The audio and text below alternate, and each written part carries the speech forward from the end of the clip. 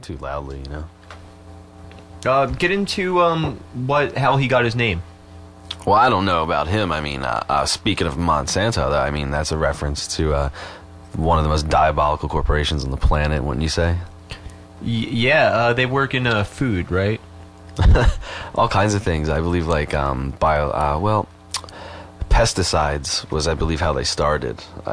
I'd have to check that, but I mean, they date back to the early 20th century. Oh, pesticides are safe. Yeah, they get on our food, and we eat them, and we ingest them, and we are what we eat, so the pesticides are also part of us. But yeah. Pesticides are not a problem. And, of course, they brought us wonderful things like Agent Orange in Vietnam. So if you have any family members affected by that, I know I do, you have them to thank for it. They made What's a good buck Monsanto off doing of that. now? Oh, these days, they're making sure that almost everything you eat is mutated. That's the honest way of saying it. Genetically modified is like the corporate speak. Well, I go to Acme, and I get, vegetables there. What do you think? Yeah, you're beat. You're beat. You're eating mutant tomatoes and mutant bananas. Sorry to break it to you. But they're safe. I mean, everybody eats them, and we're all doing all right. It's healthy. You know, I mean... I don't know what this whole organic thing is all about. I mean, why don't you want to eat genetically modified foods? Well, there have been... scientists that have looked into that question, and it does seem that there's evidence that it affects your liver negatively, affects all your organs in a bad way, which, I mean, I just kind of try to step back from these sort of issues and use a little bit of common sense. I mean, when you're combining the genetics of a salamander, fish, and a tomato, for example, in the early 90s, when these freaks, these mad scientists tried to come up with the flavor saver tomato, people didn't buy it because it was kind of strange and just didn't have the proper taste.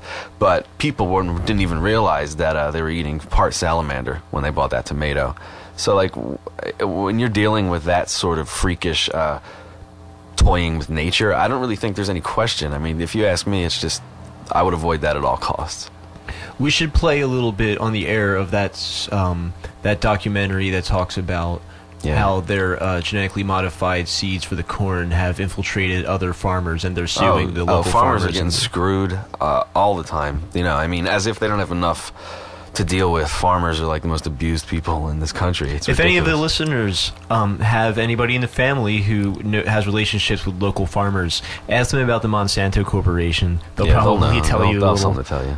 I looked up a news article I got right here. It says the latest foods modified by Monsanto for insect control have been found to be dangerous to mice, and therefore it is possible that they would affect humans as well. In a study in the International Journal of Biological Sciences, the modifications to potatoes and tomatoes by Monsanto caused liver and kidney damage in mammals within 3 months of its use. How about that? What do you know? But we're going to Acme right now and buying them, and we're eating them, and you are what you eat. It's becoming part of you. They're genetically modifying the food, so in a way, they're genetically modifying us. They are. That's the whole point, I believe.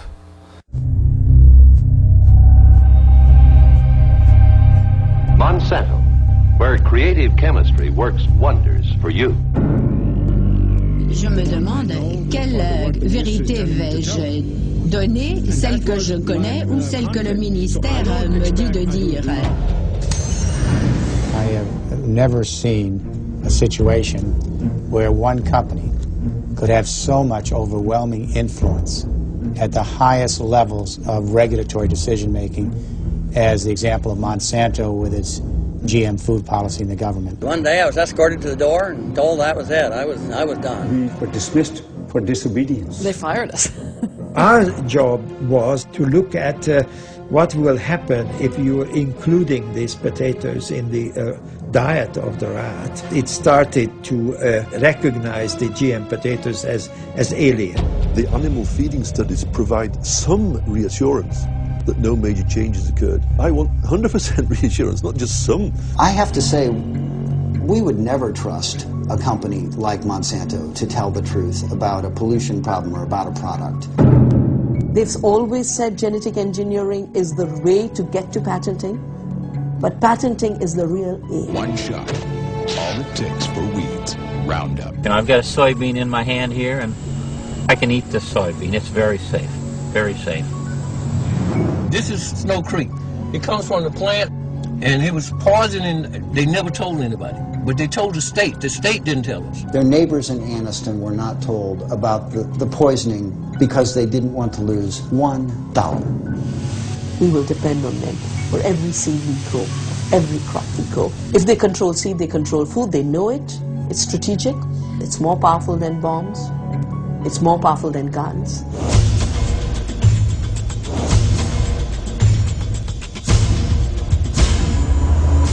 As you know, Posilac from Monsanto is the first and only BST product to be approved by the FDA for your use. They fail to look at the most important thing, and that is this pus in the milk. The FDA has been lying to the world since 1992. All right, that's enough about Monsanto. Let's go. So, what's good with that healthcare shit, Britt? Oh, what's going on with the healthcare plan? All right, I'll break it down for you.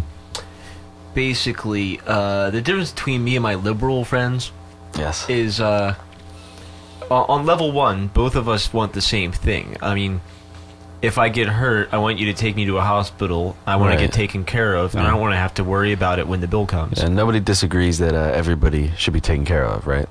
Everybody should be...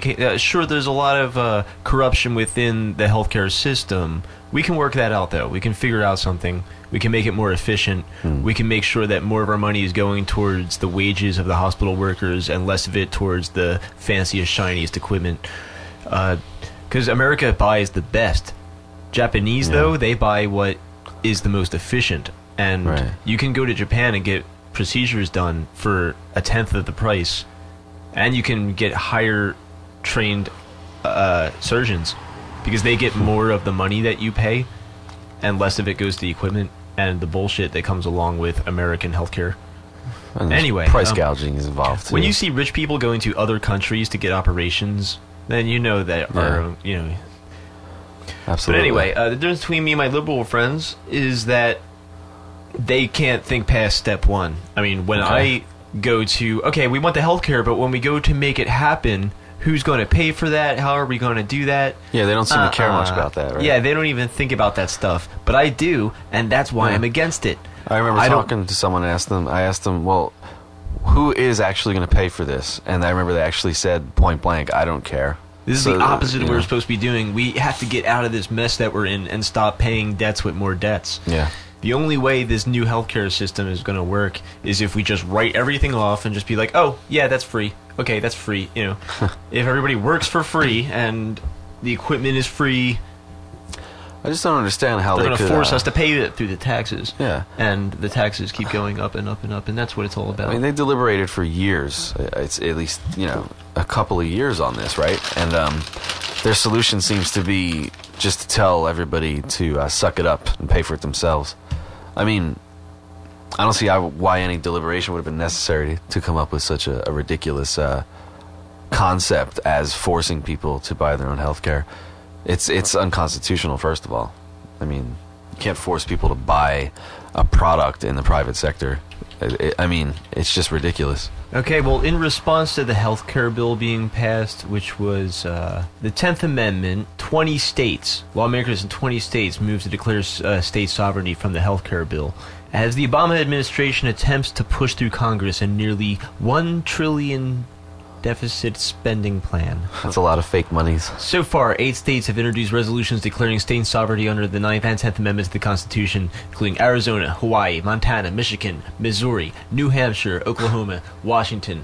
And we got another 20 states that might do it, including Pennsylvania. And we're just trying to get the U.S. Congress out of the state's business. We're trying to take back what was originally ours, God Each state was really your country. Yeah.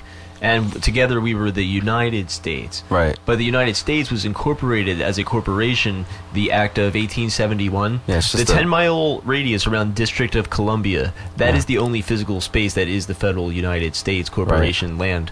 And that with its sister cities of London and the Vatican, all 3 of them are really these separate cities within cities. And the trinity of them together is what really ties together the world domination. Yeah, the term United States of America, it's more like a corporate slogan at this point. It's depends not on really... if it's in all caps or not, because if it's in uppercase U, lowercase NITED... That matters for us as individuals too, doesn't it? In terms of our licenses and how you'll notice your license on your name is all capital letters, and there's a significance to that, isn't there? you have your family name, which is the way you normally spell it. Right. You know what I'm talking about. But then